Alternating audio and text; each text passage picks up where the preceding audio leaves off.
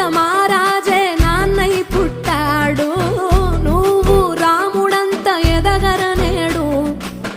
చరితలు ఎన్నడు చూడని మమతల గూడే వీధిలో, సంపద అంటే ఏదో కాదురో, ఇంతకు మించి